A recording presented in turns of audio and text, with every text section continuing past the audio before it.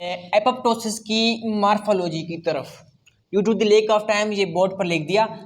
तो एपोप्टोसिस की मार्फोलॉजी की तरफ चलते हैं कि एपोप्टोसिस की मार्फोलॉजी में क्या हुआ। अच्छा, नंबर 1 में क्या हुआ कि सेल गोज टू श्रिंकेज।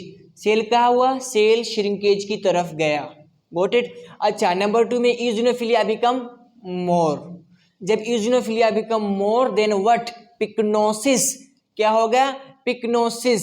अच्छा, पिक्नोसिस के बाद क्या हुआ? कैरियोरेक्सिस। कैरियोरेक्सिस के बाद क्या हुआ? Blebs formation, apoptotic bodies and phagocytosis.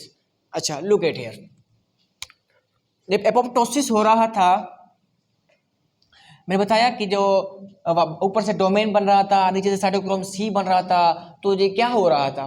Cell shrinkage की तरफ जा रहा था। तो नंबर पॉइंट में जब क्या हो रहा था? Cell was gonna to shrinkage. अच्छा, गॉट इट। जब सेल श्रिंकेज की तरफ जाएगा तो सेल के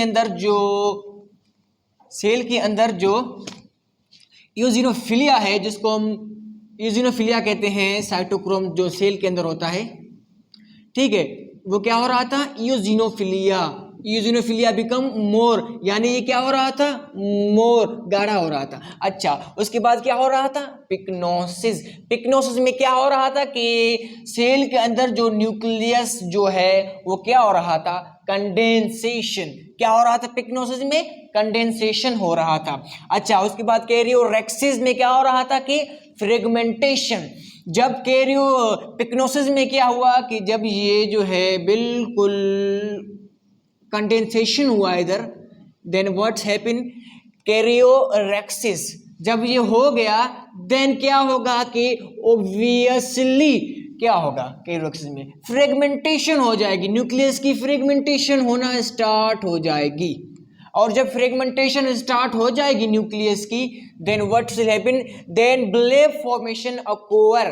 क्यों ब्लेब्स बन रहे हैं? क्योंकि here is no any inflammation in apoptosis.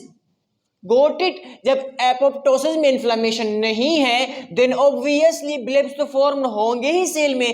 ब्लेब्स form किस तरह होंगे कि ये सेल की शेप यूं हो जाएगी, ये जो है ब्लेब्स बनना स्टार्ट हो जाएंगे, क्योंकि सेल इंटायर से कोई भी मटेरियल बाहर आने नहीं देगा।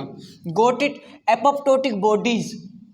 गोट इट। जब सारे के स्पेसिस एक्टिवेट हो गए थे तो क्या हो रहा था? सेल जो है एपोप्टोटिक बॉडीज में कन्वर्ट हो रहा था।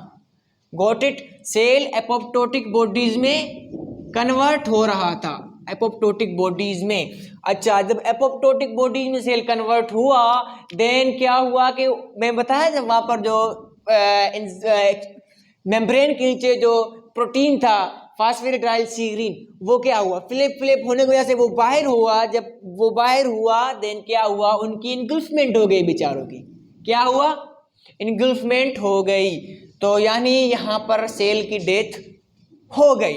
अच्छा, आया ये सेल कोई WBC RBC भी हो सकता है। क्यों RBC क्यों हो सकता है? क्यों?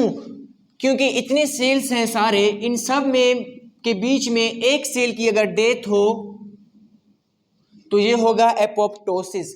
देन अगर हम ये कहें कि भाई ये जो है एक RBC है, इसका काम कंप्लीट हो गया था इसीलिए इसकी डेथ होने को जा रही थी। Got it? And absolutely you have got it.